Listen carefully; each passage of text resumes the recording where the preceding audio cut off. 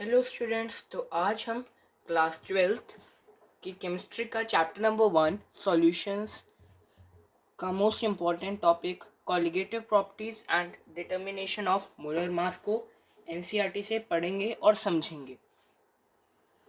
We have learnt in section 1.4.3 that vapor pressure of solution decreases when a non-volatile solute is added to a volatile solvent।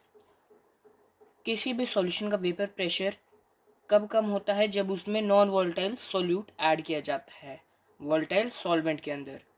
There are many properties of solutions which are connected with this decrease of vapour pressure. These are relative lowering of vapor pressure of the solvent. Second, depression of freezing point of the solvent, elevation of boiling point of the solvent, and osmotic pressure of the solution. First 3 colligative properties हम solvent के लिए पढ़ते हैं और osmotic pressure यानी fourth वाली solution के लिए।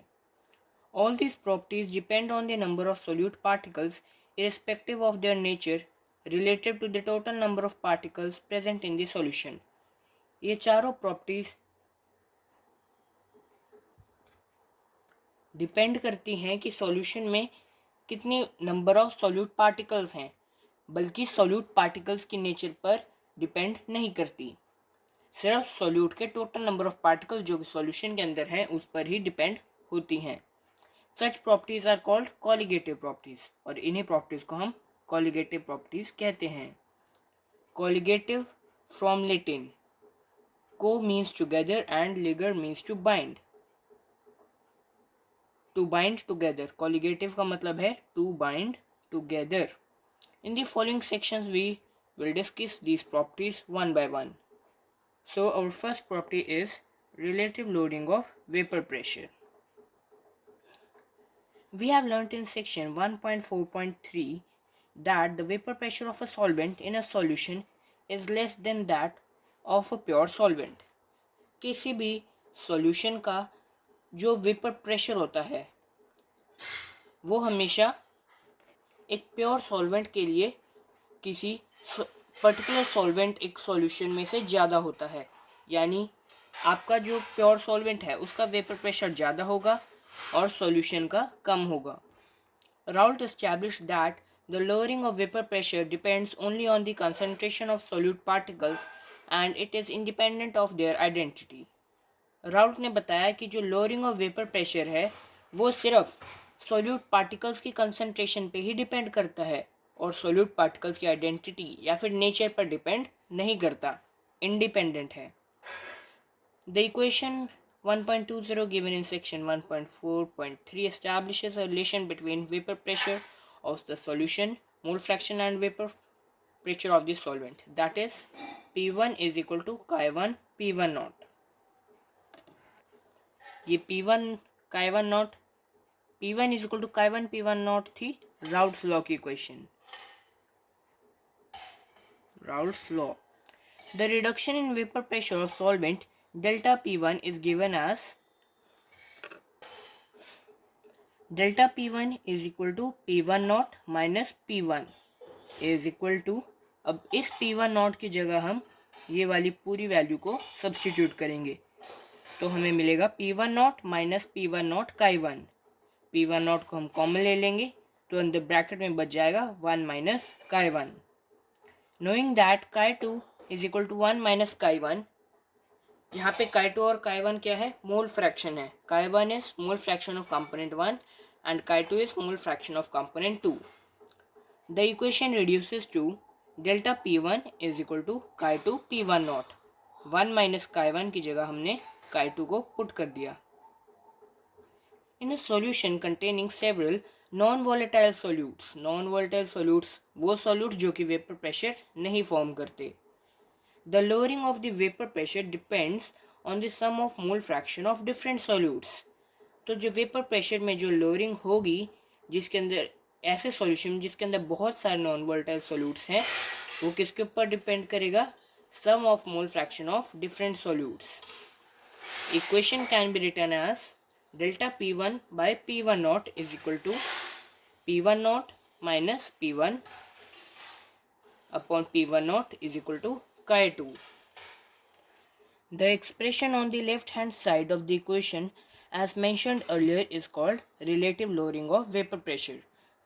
जो हमने इक्वेशन पढ़ी पीछे P1 naught minus P1 is equal to P1 naught is equal to chi two दिया था ना पीछे, है ना।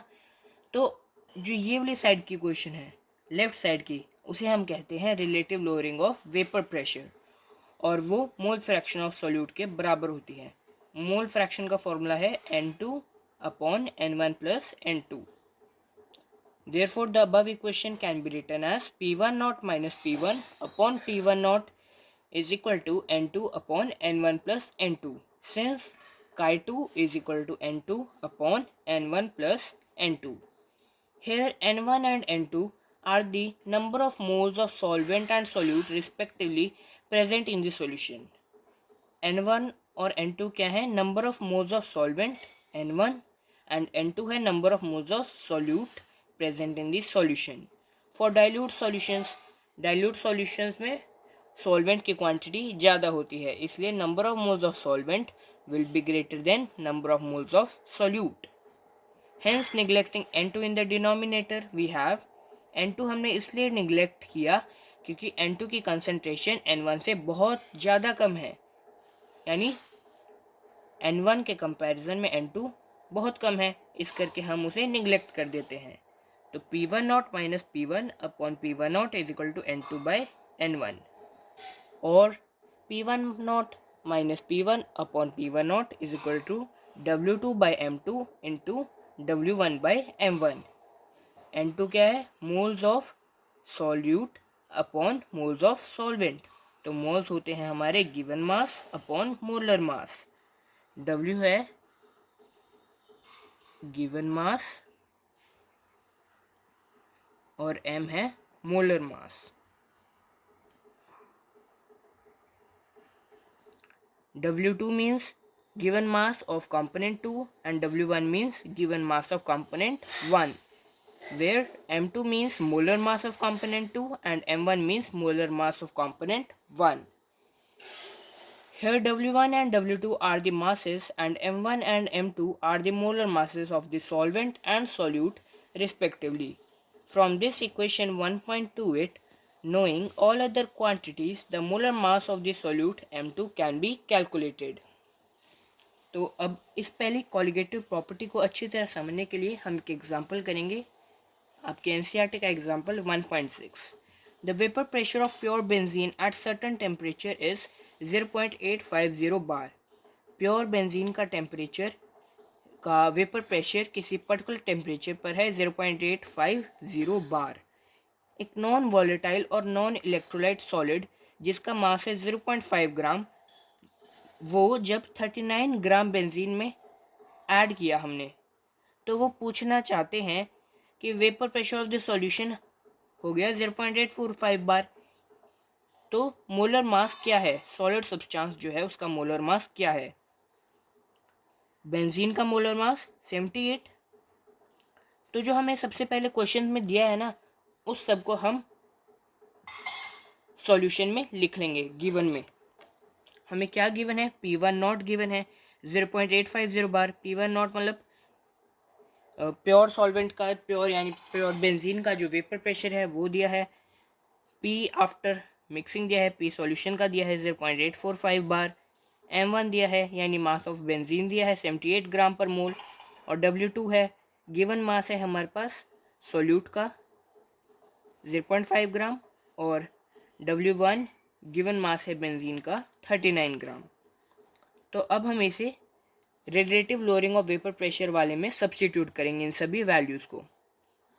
तो फॉर्मूला था P1 naught minus P1 upon P1 naught is equal to N2 by N1।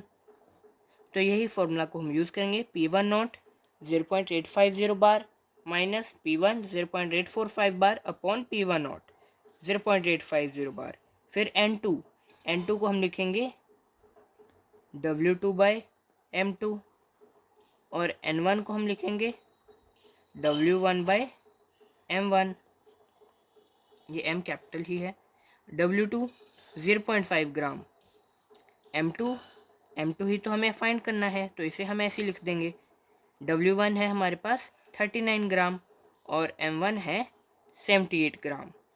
तो अब हम इसको माइनस करके क्रिस क्रॉस करेंगे और उससे हमारे पास आंसर आ जाएगा M2 है 170 ग्राम पर मोल।